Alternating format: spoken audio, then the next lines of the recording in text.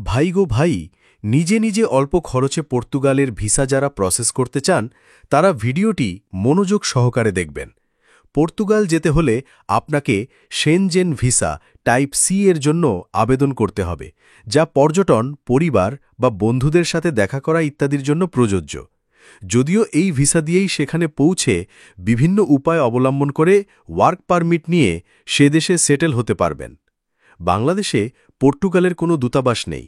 পর্তুগালের পক্ষ থেকে ঢাকার সুইডেন দূতাবাস শেনজেন ভিসার আবেদন প্রক্রিয়া সম্পন্ন করে।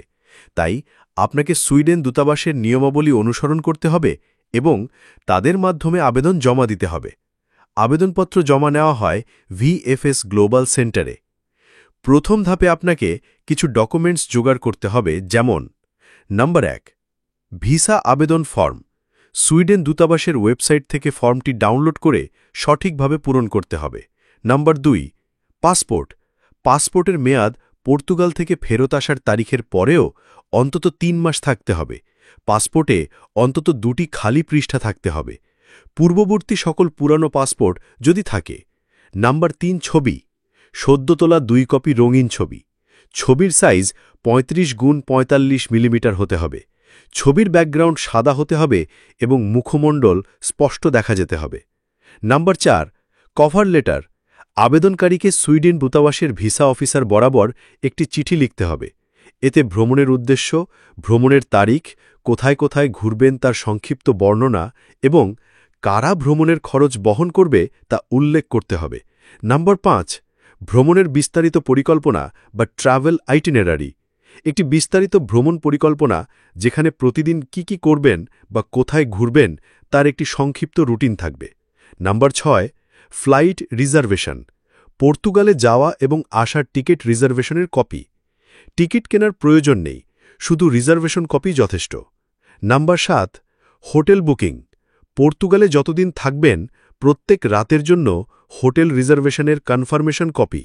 Number 8, bank statement. আবেদনকারীর ব্যক্তিগত ব্যাংক অ্যাকাউন্টের বিগত 6 মাসের স্টেটমেন্ট। অ্যাকাউন্টে পর্যাপ্ত ব্যালেন্স থাকতে হবে। Number 9, bank solvency certificate. Bank থেকে সলভেন্সি সার্টিফিকেট নিতে হবে। চাকরিজীবীদের জন্য বিশেষ কিছু ডকুমেন্টের প্রয়োজন, যেমন নাম্বার 1, অফিস থেকে দেওয়া ছুটির অনুমতিপত্র বা নো অবজেকশন সার্টিফিকেট। নাম্বার 2, বিগত 3 মাসের বেতনের স্লিপ বা salary slip. Number 3, employment certificate. ব্যবসায়ীদের জন্য বিশেষ কিছু ডকুমেন্টের প্রয়োজন, যেমন নাম্বার 1, ট্রেড লাইসেন্সের ইংরেজি অনুবাদ ও নোটারি কপি। নাম্বার 2, কোম্পানির ব্যাংক স্টেটমেন্ট বিগত 6 মাস। নাম্বার 3, কোম্পানির প্যাডে একটি পরিচিতিপত্র। ছাত্রছাত্রীদের জন্য বিশেষ কিছু ডকুমেন্টের প্রয়োজন, যেমন নাম্বার 1, শিক্ষা প্রতিষ্ঠান থেকে দেওয়া ছুটির অনুমতিপত্র বা প্রত্যয়নপত্র। নাম্বার 2, স্টুডেন্ট আইডি কার্ডের ফটোকপি। সবার ক্ষেত্রে ভ্রমণ বীমা বা ট্রাভেল ইন্স্যুরেন্স প্রয়োজন।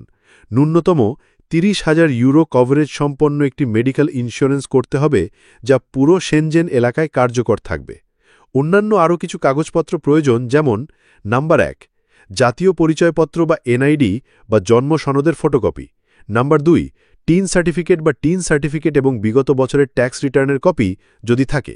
নাম্বার 3, বিয়ের সার্টিফিকেট ও বাচ্চাদের জন্ম সনদের কপি যদি পরিবার সহ আবেদন করেন। দ্বিতীয় ধাপে সকল ডকুমেন্টস রেডি হয়ে গেলে ভিএফএস গ্লোবাল ওয়েবসাইটের মাধ্যমে সুইডেন দূতাবাসে ভিসা আবেদন জমা দেওয়ার জন্য একটি অ্যাপয়েন্টমেন্ট নিতে হবে। মনে রাখবেন, অ্যাপয়েন্টমেন্ট ছাড়া কোনো আবেদনপত্র জমা নেওয়া হয় না। তৃতীয় ধাপে অ্যাপয়েন্টমেন্ট তারিখে অনুযায়ী সকল কাগজপত্র নিয়ে ঢাকার ভিএফএস গ্লোবাল সেন্টারে উপস্থিত হতে হবে। ভিএফএস গ্লোবালের অফিস ঢাকা, চট্টগ্রাম এবং সিলেটে রয়েছে। চতুর্থ ধাপে আবেদন জমা দেওয়ার পর সুইডেন দূতাবাস আপনার আবেদনপত্র যাচাই বাছাই করবে।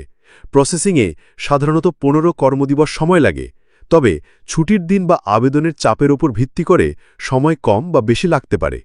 পঞ্চম ধাপে ভিসার ডিসিশন হয়ে গেলে আপনি ভিএফএস গ্লোবাল থেকে একটি ইমেল বা এসএমএস পাবেন। এরপর ভিএফএস গ্লোবাল সেন্টারে গিয়ে আপনার পাসপোর্ট সংগ্রহ করতে পারবেন। এ পর্যায়ে নিশ্চিতভাবে ভিসা পাওয়ার জন্য কিছু গুরুত্বপূর্ণ টিপস শেয়ার করছি। নাম্বার 1, সঠিক তথ্য দিন। সবসময় সঠিক ও নির্ভুল তথ্য প্রদান করুন। মিথ্যা তথ্য দিলে ভিসা প্রত্যাখ্যান হতে পারে। নাম্বার 2, আপনার ব্যাংক অ্যাকাউন্টে ভ্রমণের খরচের জন্য পর্যাপ্ত টাকা দেখানো অত্যন্ত জরুরি। নাম্বার 3, আপনাকে প্রমাণ করতে হবে যে আপনি ভ্রমণ শেষে অবশ্যই বাংলাদেশে ফিরে আসবেন। চাকুরি, ব্যবসা, পারিবারিক বন্ধন ইত্যাদি দেশে ফেরার শক্তিশালী কারণ হিসেবে বিবেচিত হয়। নাম্বার 4, ভ্রমণের নির্ধারিত তারিখের অন্তত 1 থেকে 2 মাস আগে আবেদন করুন।